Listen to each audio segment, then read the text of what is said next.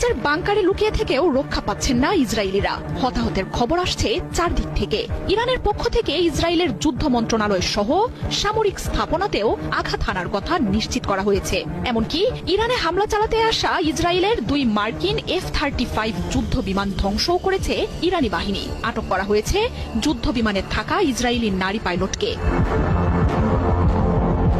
ইরানের হামলায় ধ্বংসযজ্ঞের ছবি বা খবরাখবর প্রকাশে কঠোর নিষেধাজ্ঞা জারি করেছে ইসরায়েল। পশ্চিমা গণমাধ্যমগুলোর ভিডিওতেই তেল আবিবে আছড়ে পড়া মিসাইলের দৃশ্য দেখা গেছে। এছাড়াও জেরুজালেম, হাইফা, এইলাতের মতো শহরগুলোতেও ব্যাপক ক্ষয়ক্ষতির কথা জানাচ্ছে গণমাধ্যমগুলো। বহুতল বহু স্থাপনা মাটির সাথে মিশে যাওয়ার খবর পাওয়া যাচ্ছে। একের পর এক বিস্ফোরণের শব্দ শোনা যাচ্ছে ইসরায়েল জুড়ে। আগুন জ্বলছে বহু জায়গায়, অবিরাম বেজে চলেছে সাইরেনও। পিছু হটার কোনো লক্ষণই দেখাচ্ছে না ইরানের বাহিনী।